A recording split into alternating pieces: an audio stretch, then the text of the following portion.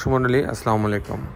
Green আর্কিটেক্টের পক্ষ থেকে আমি ইঞ্জিনিয়ার টুটুল আপনাকে অনেক অনেক অভিনন্দন এবং শুভেচ্ছা জানিয়ে মাত্র 2.5 কাঠা জমির উপরে একটা 3 ইউনিট 5তলা বাড়ির প্ল্যান ডিজাইন আমি আপনার মাঝে তুলে ধরার চেষ্টা করব। এই বাড়িটা হবে হচ্ছে গাজীপুরে। তো দর্শক মণ্ডলী, আমি প্রতিদিন চেষ্টা করি নতুন নতুন আইডিয়া নিয়ে আপনার মাঝে উপস্থিত হওয়ার জন্য এবং নতুন নতুন ফ্লোর প্ল্যান, নতুন নতুন 3D মডেল আমি আপনাদের মাঝে তুলে ধরার চেষ্টা করি। আজকেও তার ব্যতিক্রম না, আজকেও ঠিক তেমনই একটি চমৎকার চমৎকার একটি প্ল্যান। ছোট জায়গার উপরে 3টে ইউনিট করা হয়েছে। এইভাবে কিন্তু একটা চমৎকার ডিজাইন সাজানো হয়েছে।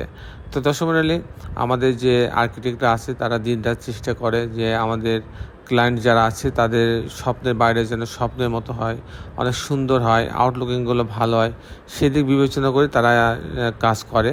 এবং আমাদের যে ডিজাইনগুলো করি, ডিজাইনের প্রত্যেকটা বাড়ির ছাদটাকে চমৎকার ডেকোরেশন করা হয়। একদিকে বাচ্চাদের খেলার জায়গা রাখা হয়, একদিকে বড়দের বসার জায়গা রাখা হয়, কিছু গ্রিন জোন রাখা হয়, চারিদিকে গাছ লাগানো, পর্যাপ্ত প্রভিশন রাখা হয়। সব মিলাই কিন্তু বাড়িটাকে সুন্দর করার চেষ্টা করা হয়। দর্শক মণ্ডলী, আমি ইঞ্জিনিয়ার টুটুল আছি আপনাদের সঙ্গে। আমি কিছুক্ষণের মধ্যেই এই বাড়িটার আর্কিটেকচারাল ড্রয়িংটা, অটোমেটিক ভিউটা দেখাবো। তারপর এই ধরনের বাড়ি নির্মাণ করতে কেমন তার টাকা খরচ হয় তারও একটা হিসাব আমি আপনাদের মাঝে তুলে ধরার চেষ্টা করবো। তো দর্শক মণ্ডলী, আসুন আর্কিটেকচারাল ড্রয়িংটা দেখি।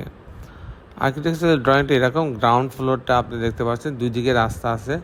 তো এখানে হচ্ছে মেন এন্ট্রেন্সটা এটা করা হয়েছে, পাশে একটা গার্ড রুম আছে, আর পুরাটা হচ্ছে গ্যারেজ পার্কিং জোন রাখা হয়েছে।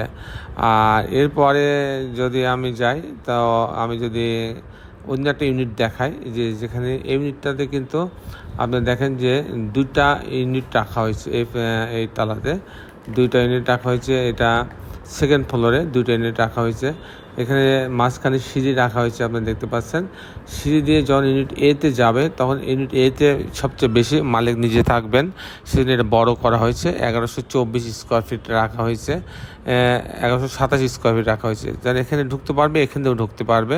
তো এখানে যদি ঢোকে তাহলে এখানে ড্রয়িং রুম পাচ্ছে, এখানে একটা বেডরুম পাচ্ছে, এখানে একটা বড় ডাইনিং রুম আছে, এখানে একটা বেডরুম আছে, বেডরুম সাথে বারান্দা আছে, এর সাথে একটা টয়লেট অ্যাটাচ করা আছে, এখানে একটা কমন টয়লেট আছে, এখানে একটা প্রেয়ার স্পেস রাখা হয়েছে, একটা কিচেন রাখা হয়েছে।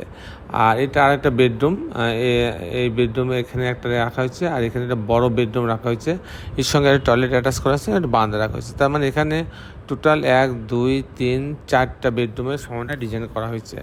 আর যখন ইউনিট বিতে যাবে তখন 420 স্কোয়ার ফিট মাত্র। ঢোকার পরে একটা ড্রয়িং ডাইনিং মিলাই আর ছোট্ট একটা স্পেস, এখানে একটা কিচেন রাখা আছে, আর এখানে একটা বেডরুম রাখা আছে, আর এটা একটা টয়লেট রাখা আছে, এটা একটা মাস্টার বেডরুম সঙ্গে টয়লেট অ্যাটাচ করা আছে, একটা বারান্দা রাখা আছে।